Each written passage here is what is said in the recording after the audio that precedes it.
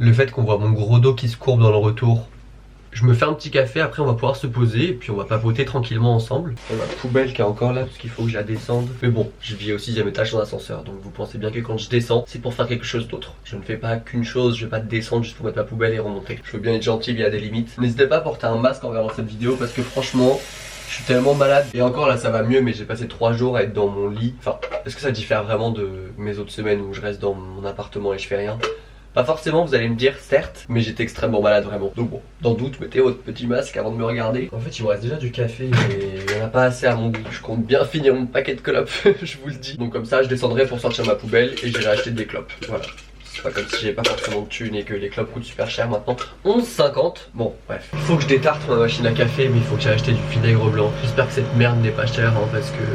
En fait j'ai un Lidl derrière chez moi mais il est plutôt loin. Et donc du coup pour mes petits achats j'ai un peu la flemme d'aller jusqu'au Lidl. Donc il y a un Monoprix à côté de chez moi qui est vraiment tout proche de chez moi. Sauf que Monoprix, pour les Parisiens vous savez, genre peut-être Monoprix ailleurs c'est moins cher.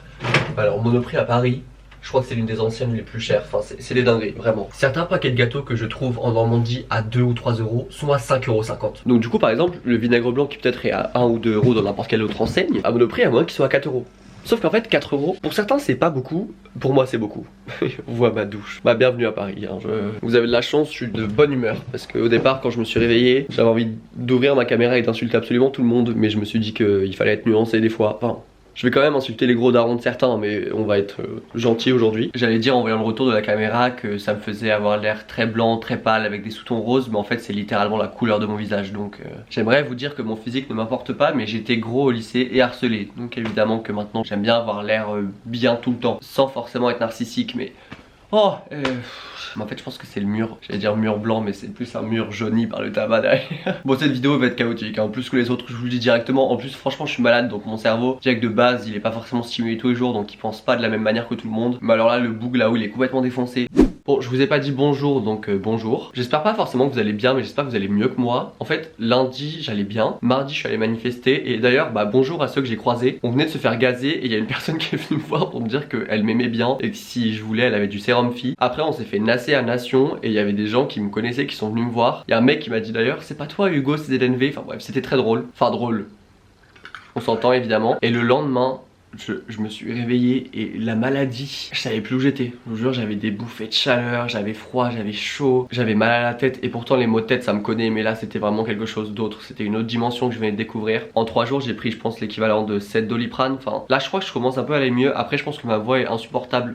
Mais bon écoutez ça, bon c'est pas de mon ressort et puis bah si ça vous dérange, quittez la vidéo. Enfin je veux dire il y a un moment, et il y a un truc que j'ai remarqué, à chaque fois que j'ai un petit inconvénient dans ma vie, je remets toute ma vie en question. Bon alors déjà de base, pour ceux qui me suivent depuis longtemps, vous savez très bien que voilà je suis un peu le dépressif originel. Enfin c'est à dire que on n'est pas sur la personne la plus heureuse de la planète ici hein, clairement. Je suis en train de faire une dépression là. Mais alors vraiment je me suis imaginé mettre fin à mes jours et c'est vraiment pas drôle. Mais j'ai imaginé les réactions de mes proches et du coup j'avais un peu les larmes aux yeux parce que justement j'imaginais mes proches pleurer ma mort alors que j'étais même pas mort encore. C'était des journées très spéciales. Mais bon écoutez je suis bel et bien vivant. Donc c'est aussi pour cette raison que par exemple les commentaires de ma dernière vidéo j'ai répondu le soir de la publication de la vidéo, mais aussi le lendemain dans l'après-midi, c'est-à-dire lundi. Et après je ne suis même plus allé voir ce qu'on a commenté sous cette vidéo parce que en fait je pense qu'un jour il faudrait que je fasse une vidéo sur ma chaîne des pires commentaires laissés sous mes vidéos parce que je pense que certaines personnes prennent 4 ou 5 drogues avant de laisser leurs commentaires. On m'a traité de gros gauchos, de gamins qui connaissaient rien en politique, enfin des débats parallèles qui se sont ouverts, enfin c'était vraiment... En fait je pense qu'il y a un truc qu'il faut comprendre dans mon contenu, dans ma personne et dans mes propos, c'est que j'en ai rien à foutre. Certaines personnes ont commenté sous ma vidéo, mais Louis tu sais je te pensais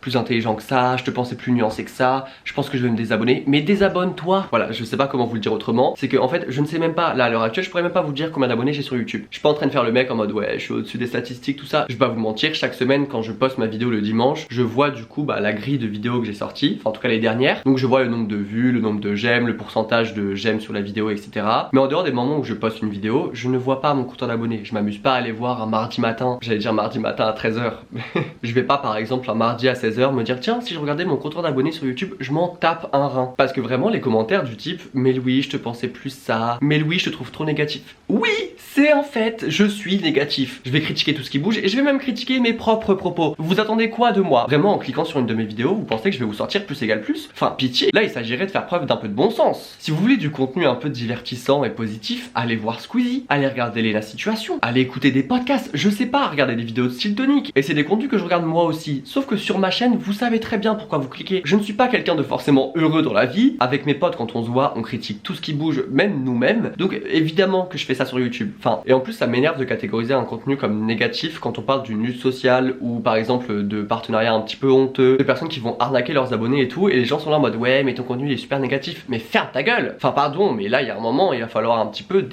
secouer un petit peu les deux neurones qui te restent dans ton cerveau pour bien voir qu'il y a une différence entre un contenu négatif si vous voulez et juste un contenu qui va dénoncer certaines dérives du milieu. J'ai littéralement filmé une séquence où je mettais les points sur les i et en fait ça a été filmé en ralenti. Et il y a aussi un autre truc que j'ai remarqué, c'est que des fois je viens ici.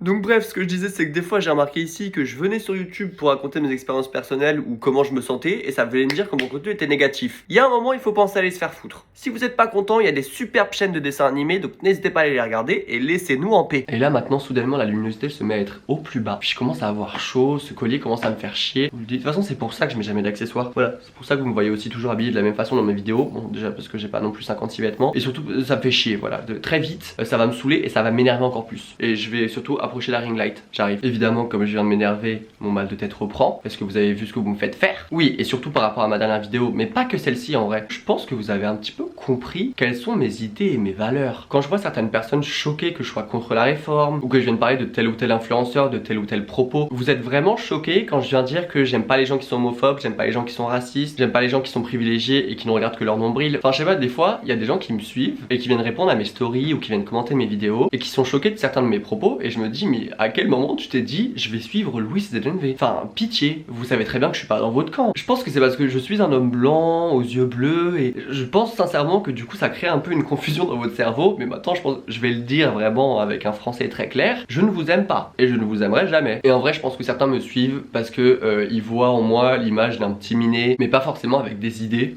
Et du coup ils se disent je sais pas en mode c'est un mec sexuellement que je pourrais me taper. Et donc du coup dès que j'ouvre la bouche et j'ose parler de lutte sociale, de choses comme ça, les gens sont un peu en mode attention il a des idées que j'aime pas. Cette chaîne n'est pas une safe place. En fait, si vous pensez que vous allez commenter un truc en mode ouais je me désabonne parce que t'as dit ça et tout, et que moi je vais être là en mode oh je suis désolé, j'en ai rien à foutre. Voilà, je vais venir t'insulter. Ça m'est absolument égal de laisser les gens tranquilles en fait. C'est pas ma DA, ça n'a jamais été ma ligne éditoriale et ça ne le sera jamais. Bah, les gens qui sont d'accord avec moi c'est super cool et même il y a des gens des fois qui font des critiques hyper constructives sous mes vidéos ou qui apportent un point en mode fais gaffe oui t'as dit ça mais en vrai je pense qu'il faudrait ou je te conseille de lire cet article et tout. J'adore, je vous adore les personnes comme ça, vraiment merci d'exister. Mais alors le reste qui sont juste là pour je sais pas essayer de me remettre en question ou essayer de me dire que peut-être que Thibaut Inchep en vrai il pense mal, je m'en bats les couilles de vous et je ne vais jamais remettre en question mes propos parce que vous m'avez dit que vous allez vous désabonner ou je ne sais quoi. Enfin je veux dire que ce soit sur Instagram ou sur YouTube ou sur TikTok, je m'en branle. Voilà, je veux dire je peux perdre 20 000 abonnés demain, je me réveillerai aussi dépressif le lendemain. Enfin je veux dire ça ne va pas changer mon humeur quoi. Je vais me dire mais qu'est-ce que j'ai pu bien faire pour que ces personnes pensent que j'ai les mêmes idées qu'eux.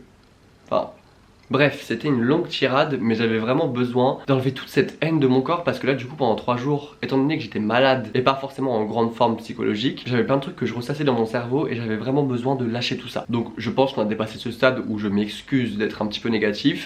Maintenant je vais un petit peu suivre les propos de ma dernière vidéo par rapport à la tribune des influenceurs. Parce qu'en fait cette tribune est sortie le dimanche où j'ai posté la vidéo, donc j'ai pu mettre un petit passage dans ma vidéo pendant le montage où j'ai filmé avec mon iPhone. Mais j'ai pas eu le temps vraiment de poncer le sujet étant donné que j'avais mon montage à finir et j'avais envie que la vidéo sorte le dimanche. Mais j'ai reçu énormément de DM sur Insta qui me disaient Louis t'as vu la tribune, j'aimerais en savoir plus, j'aimerais savoir ton avis dessus et tout. Bah vous savez très bien mon avis, je trouve que cette tribune est éclatée de A à Z. Ça fait clochard. Non tu viens ici, je te dis ça fait clochard. Je trouve que le terme influ voleur, j'ai l'impression qu'on est en 2016, enfin pardon mais des influenceurs qui veulent distinguer influenceurs d'influx voleurs,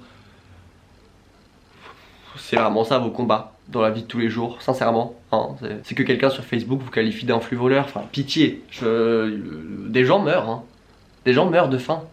en 2023. Des gens se font matraquer en manifestation et pas que, hein. Les violences policières n'ont pas été découvertes uniquement en manifestation contre la réforme des retraites, hein, je veux dire. Les violences policières ont toujours été là, hein, en banlieue. Justement, quand des gens n'avaient pas forcément le temps de les filmer, ces violences, elles existent. Elles existaient avant et elles existeront toujours, puisque Darmanin l'a lui-même dit, il n'y a pas de violence policière selon lui. Donc déjà, dans un premier temps, cette tribune, j'ai trouvé extrêmement drôle. Enfin franchement, je sais pas si vous l'avez tous lu, mais je vous conseille sincèrement d'aller la lire. Parce qu'en gros, si vous voulez, cette tribune, c'est du bullshit. À 99%, c'est vraiment nous ne sommes pas comme tout le monde, nous voulons que ce milieu soit régulé certes, mais ne nous attaquez pas puisqu'on crée des emplois, les entreprises attendent notre aide pour développer leur business, etc. Enfin, pour mettre des petites entreprises en avant, comme si la plupart des influenceurs faisaient pas des collaborations avec des énormes marques qui sont déjà implantées dans le milieu. Ça, c'est encore un autre débat, mais moi ce que j'ai préféré dans cette tribune, c'est vraiment les retombées et les influenceurs qui ont posté des captures d'écran de leurs notes pour dire alors, en fait, j'ai pas vraiment signé la tribune, ou en fait je l'ai pas lu en la signant. Si vous voulez, c'est j'ai envoyé un message sur WhatsApp, on a pris ça comme une signature. Du coup, suite au bad buzz de cette tribune, il y a beaucoup d'influenceurs qui ont démenti avoir signé, qui ont dit un peu de manière floue qu'ils l'ont signé mais sans forcément l'avoir lu, ou qu'on leur a expliqué mais un petit peu différemment. Pour en citer quelques-uns, il y a Dr Nozman, il y a Gotaga, il y a Cyprien, il y a Seb Lafrite qui est allé en radio justement pour l'expliquer, il y a Squeezie qui a posté un TikTok de 9 minutes pour parler de la tribune et aussi de la réforme des retraites, mais ça je vais en parler après parce que vous imaginez bien j'ai un avis dessus et franchement mon avis n'est absolument pas positif. Donc si vous êtes fan de Squeezie, bien que j'adore ses vidéos, hein, c'est pas le souci, mais n'hésitez pas à quitter la vidéo parce que je pense que vous allez être énervé. Et franchement vos paragraphes pour le défendre, vous pouvez vous les garder. Vraiment, je ne vais même pas les lire. Par exemple, Dr Nozman a posté ça sur Twitter. Petite précision sur la signature de cette tribune. Lorsqu'on en a parlé il y a quelques jours, on m'a dit que ce serait hyper restrictif pour nous les créateurs, qu'un contrôle abusif serait imposé, etc. Quand je vois la réalité et les choses proposées, je pense qu'elles sont pour la plupart nécessaires pour avancer dans la bonne direction et qu'elles ciblent justement des réels problèmes et dangers. Quoi qu'il en soit, mon nom est dedans maintenant et c'est trop tard, j'aurais dû être plus vigilant et prendre mon temps. Je ne suis pas de ce côté-là, je suis pour une création plus éthique et transparente. Notre taf doit être mieux encadré pour éviter des dérives glauques faites par certaines personnes et certaines agences sur ces plateformes. Il y a beaucoup de choses à faire pour rendre notre écosystème plus sain et certaines propositions de ce texte sont justement là pour aller, j'ai l'impression, dans la bonne direction. J'aurais dû être plus vigilant et consciencieux dans la prise de connaissance de ce texte. Ensuite, tu as Gotaga qui a répondu à un tweet en disant frérot, j'ai jamais signé un truc du genre et je pense que c'est la même chose pour au moins 90% de la liste. Tu as aussi le long texte de Squeezie qu'il a posté sur Twitter. J'ai fait l'erreur de donner mon accord pour que mon nom apparaisse dans une tribune très maladroite que je n'ai même pas lue avant publication. On m'a présenté cette tribune comme un moyen de nous défendre devant des lois trop extrêmes qui auraient pu pénaliser à tort les honnêtes créateurs de contenu. Honnête. En réalité, cette tribune ne fait aucune distinction entre les créateurs de contenu et les influenceurs et semble juste essayer de limiter les castes sur les influenceurs mal intentionnés. Cette absence de distinction est aussi présente dans les signataires, parmi lesquels on retrouve les influenceurs à l'origine même du problème, des gens qui ont mis en avant du casino, de la chirurgie esthétique, des escroqueries, etc. Vous le savez, j'ai toujours été irréprochable et transparent dans mon travail avec les marques qui me permettent de financer mon contenu. Je ne suis pas impacté par ces lois, je n'ai rien à perdre avec cette réforme qui est destinée à réglementer les placements de produits immoraux, principalement faits par des influenceurs mal intentionnés. Je me réjouis que ces arnaqueurs soient enfin sanctionnés et j'espère que ces mesures pousseront les influenceurs à adopter un comportement plus responsable. Note à moi-même ne plus jamais donner mon accord sur un texte que je n'ai pas lu, Squeezie. Et pareil, donc Cyprien qui répond à la réponse de Gotaga, idem ici, j'ai jamais signé ce truc. Donc en vrai ici on a juste des influenceurs qui veulent sauver leur peau, ce qui est normal. Et ils ont à peu près tous le même discours, c'est-à-dire bah je l'ai pas lu, ou alors on me l'a envoyé sur WhatsApp mais on m'avait expliqué, du coup j'ai dit oui mais en fait je voulais pas. Ou alors tu as des influenceurs comme Joy Phoenix qui ont assumé l'avoir signé et l'avoir lu. Elle a posté 4 très longues stories que je ne vais même pas pouvoir vous lire parce que sinon on passerait sur un format long métrage à ce stade, où justement elle assume avoir signé, elle assume avoir lu la tribune, où elle pointe un peu du doigt des médias qui sont servis de cette tribune pour faire des titres putaclic, et elle dit que le timing est peut-être mal choisi de sortir ça à ce moment-là mais qu'elle avait pas le choix, blablabla, et qu'en vrai ils étaient pas forcément au courant de quand cette tribune allait sortir. Je vous les mets à l'écran, si vous voulez mettre pause et les lire n'hésitez pas, mais bon il y a un moment en plus j'ai toujours mal à la tête, je suis malade. Ce que je trouve franchement très honnête et très cool parce que bon je veux bien que certains l'aient pas lu ou l'aient pas signé forcément, mais quand dans les 150 influenceurs comme par hasard personne ne l'a lu et personne ne l'a signé, hein. Vous allez arrêter de vous foutre de notre gueule s'il vous plaît. Mais je trouve surtout dommage que le débat ait été centré sur les influenceurs quand en vérité moi je m'interroge vraiment sur le rôle des agences dans tout ça. Parce que si j'ai bien compris, c'est l'UMIC qui est à l'origine de cette tribune. Et pour expliquer très brièvement ce que c'est l'UMIC, c'est 7 grosses agences d'influence qui se sont rassemblées pour créer un organisme. Et pour ceux qui se demandent mais que veut dire l'UMIC, c'est l'union des métiers de l'influence et des créateurs de contenu. Et c'est donc une fédération professionnelle. Ça va même plus loin puisque l'UMIC va créer un label créateur pour que les acteurs du secteur identifient des créateurs désireux de tirer le métier vers le haut. Pour obtenir, excusez-moi. Pour obtenir ce label, il faudra adhérer à l'UMIC avec acceptation de sa charte de bonnes pratiques et passer le certificat de l'influence responsable de l'ARPP. Et en vrai, qui allait perdre le plus entre les agences d'influenceurs ou les influenceurs qui eux ne font pas forcément la promotion de casinos, de jeux en ligne? Est-ce que c'est pas les agences qui risquaient plus que les influenceurs? Hein? Vous voyez où je veux en venir? Et c'est là où en vrai je crois certains influenceurs qui disent ne pas avoir signé. Parce qu'en vrai quand tu regardes la liste des influenceurs qui ont signé, la plupart sont en agence. Et parmi les noms des fois tu as l'intégralité des influenceurs qui font partie de certaines agences. Mais je pense qu'il est enfin grand temps d'interroger les agences d'influenceurs là-dessus et surtout sur certaines de leurs pratiques. Je vous invite à aller voir le compte Balance ton agency qui justement répertorie certains témoignages de personnes ayant travaillé en agence ou d'influenceurs qui ont signé dans certaines agences et qui racontent un petit peu ce qu'ils ont vécu. Et c'est justement pour cette raison bien précise que je suis tout seul, que je ne suis pas en agence et que je fais mon petit bout de chemin seul. Alors certes, hein, si j'étais en agence, je pourrais avoir plein de partenariats, je pourrais me faire plein d'argent, mais sincèrement, j'ai été en agence, j'ai plein d'amis ou de connaissances qui sont influenceurs qui sont signés en agence et quand je vois leurs conversations avec leur talent manager etc, ça me donne aucunement l'envie de signer quelque part. Parce qu'en vrai pour beaucoup de gros dramas sur le lobbying, sur des partenariats désastreux, qui sont les premiers à valider ça? Enfin voilà, je trouve que le timing était désastreux évidemment, les réponses de certains étaient tout aussi désastreuses, mais je trouve que ceux qui s'en sortent très bien ce sont les agences, alors qu'en vrai c'est surtout là où il faut creuser. Et je sais très bien qu'en disant ça, je vais me faire choper ma veste en DM, mais j'en ai absolument rien à foutre encore une fois. Enfin écoutez, c'est votre dos, hein, si vous vous sentez visé dans mes propos, c'est que vous faites partie du problème. Et donc pour rappel, la loi qui je crois est passée, proposait d'interdire la promotion de jeux d'argent, les pronostics de paris sportifs, l'alcool, les crypto-monnaies, le dropshipping, la chirurgie esthétique et surtout d'interdire les retouches sur certaines sponsors sans le dire. Enfin voilà, rien de bien méchant et en vrai je trouve que c'est une très bonne initiative pour une fois parce qu'en vrai il était temps. Mais vraiment le fait que pour certains le combat soit je veux une distinction entre les influx voleurs et nous. Oh pitié, franchement avec le contexte actuel je trouve ça d'autant plus drôle. Mais bon, je vais m'arrêter là-dessus. Et alors par rapport à la réponse de Squeezie sur TikTok, je trouve que d'un côté la réponse était assez honnête et j'ai trouvé bien faite sur par exemple les dérives que pouvait comporter le texte de loi etc. Par exemple l'État proposait de créer un label et pour ça donc il fallait cocher quelques cases, mais en vrai il y a un peu un espèce de conflit d'intérêt ici. Donc voilà, j'ai pas besoin de vous expliquer en quoi c'est problématique parce que du coup les créateurs en question allaient être plus mis en avant que les autres. Donc là-dessus je suis absolument d'accord avec lui. Maintenant je trouve que pour la réforme des retraites, quand il dit, je cite, ne pas se sentir légitime de parler, que selon lui on sait très bien ce qu'il pourrait penser sur une réforme dont la plupart des Français ne veulent pas. Je trouve que c'est assez facile de dire ça et qu'en vrai encore une fois c'est ne pas se mouiller, c'est dire un petit peu des banalités et dire que il peut pas s'exprimer sans connaître le sujet de A à Z parce qu'il touche plus de 10 millions de personnes. Franchement j'ai soufflé un petit peu devant la réponse parce que en fait je l'ai trouvé un petit peu hypocrite. J'aurais préféré qu'il fasse juste une réponse à la tribune ou par exemple je propose de néo caisse de grève. Mais voilà, écoutez, personnellement si j'avais signé cette tribune sans la lire, j'aurais vraiment fermé ma gueule. Je ne me serais absolument pas exprimé. Parce que franchement, dire devant des milliers de personnes bah écoutez, j'ai signé ça, mais j'ai pas lu alors que je suis à 30 ans, la manière dont je me serais fait très petit. Très bien pour eux qu'ils assument. Moi, j'aurais juste fait silence radio pendant une semaine. Je vous le dis. Parce que vraiment les tweets à chaud en mode ouais bah désolé les gars, j'ai mal lu ou on m'a mal expliqué. Alors que littéralement... Enfin, tu fais des partenariats tous les 3 jours, les contrats tu les signes à l'appel et tu n'es même pas capable de lire quelque chose. Parce que le truc de on m'a mal expliqué, en vrai avant de dire oui, tu demandes à voir quelque chose, une ébauche de la tribune par exemple. Et surtout j'ai vu des influenceurs dire ouais le titre putaclic. Bah non, pardon hein, mais c'est pas du tout un titre putaclic. Il y a plusieurs influenceurs qui ont signé, cette tribune existe. Casser leur modèle c'est littéralement un terme qui est utilisé dans la tribune. Et encore c'est même pas le pire dans cette tribune, donc il y a un moment, remettre ça sur la faute des médias en disant qu'ils ont utilisé un titre putaclic. Enfin je veux dire encore une fois, la plupart vous avez entre 25 ans et 35 ans. Est-ce qu'on peut pas passer à autre chose? Enfin bref, en tout cas moi j'ai trouvé ça hyper divertissant et super drôle à voir, voilà. Et surtout je sais pas si vous avez vu à côté de ça, c'est qu'il y a des influenceurs sur TikTok qui sont en train de faire un partenariat avec certaines sociétés de trottinettes électriques et qui poussent leur communauté à aller voter le 2 avril il me semble, bah demain en fait, puisque nous sommes le 1er aujourd'hui, contre l'interdiction des trottinettes électriques. Alors ça, je trouve ça très drôle.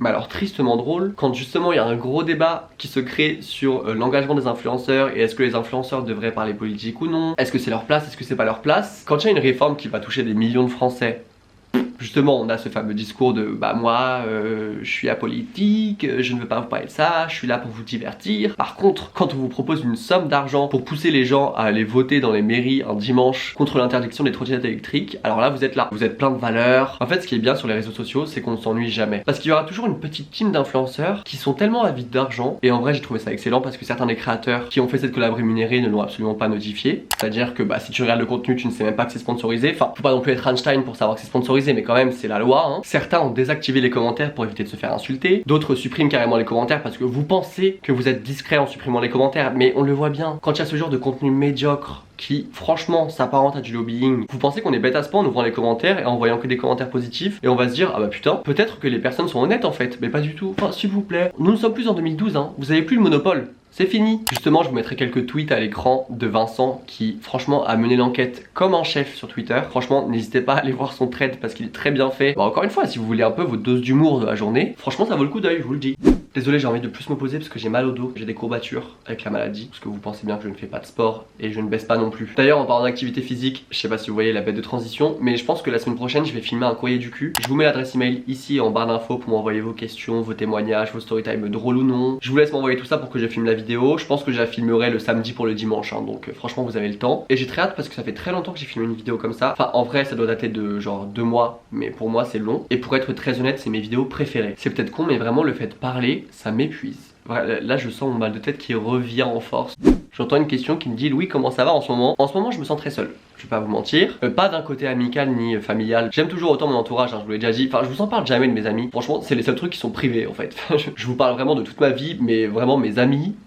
Mais en fait j'ai écouté enfin le podcast de Anna RVR contre soirée et je suis assez d'accord avec les gens qui m'ont dit que c'était l'un des meilleurs podcasts parce que j'ai très fortement aimé son contenu. Et dans un podcast, je ne sais plus lequel, elle disait qu'elle aimerait bien être un peu chouchoutée et qu'elle voulait que quelqu'un prenne soin d'elle parce que elle comprenait que ses amis avaient autre chose à faire et sa famille aussi, et elle disait pas se sentir seule de ce côté là, mais qu'elle avait envie que quelqu'un prenne soin d'elle, tout ça. Et franchement c'est exactement mon cas. Et surtout ce qui est très paradoxal, c'est qu'il y a 2 semaines j'ai fait une vidéo où je disais que je voulais plus dater des gens, je voulais plus parler à des gens et j'avais quitté les applications de rencontres pour plein de raisons différentes. Mais en vrai, je sais pas comment expliquer, mais il y a des fois vraiment je suis chez moi ou je rentre chez moi ou bref qu'importe, et j'aimerais tellement que quelqu'un soit chez moi, même pas pour me sentir moins triste des fois ou juste pour me sentir bien. Il y a un côté hyper réconfortant à savoir que tu as quelqu'un avec toi avec laquelle tu peux parler de tous les sujets, vous pouvez regarder des films ensemble, vous pouvez partager vos passions, vos centres d'intérêt et tout. Et ça me manque trop parce que ça fait bientôt 2 ans que je suis célibataire. Et encore une fois c'est une sorte de choix pour moi parce que si je voulais je pourrais me remettre sur les applications de rencontres et faire des dates avec des gens, tout ça. Donc en vrai là je me plains dans le vide, hein, clairement. Mais il y a un côté où ouais j'aimerais trop avoir quelqu'un en fait, mais sans avoir quelqu'un. Enfin je sais pas, j'ai besoin de quelqu'un qui me fasse des câlins. Et pour autant j'ai pas du tout envie de faire du sexe avec lui. Enfin franchement, là je pense que faire du sexe ce serait ma 13e raison.